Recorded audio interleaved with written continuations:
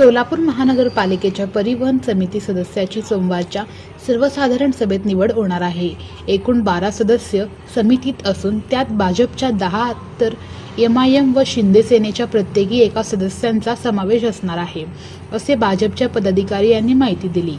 भाजपच्या 22हून जास्त इच्छुकांपैकी 10 जणांच्या नावास पक्षश्रेष्ठी मंजुरी देणार आहेत।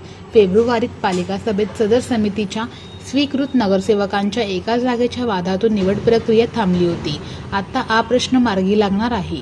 ई बस सेवा शहरात सुरू होणार असल्याने त्याआधी ई समिती कार्यरत होईल। ई बससाठी चार्जिंग स्टेशन उभारले आहे। बस शेडचे नूतनीकरण, शहर व ग्रामीण भागातील मार्ग निश्चित करणे तसेच बस पुरवठा कंपनीशी करार प्रक्रिया पूर्ण झाली आहे। ई बस सेवेसाठी आता परिवहन समिती सक्रिय होणार आहे।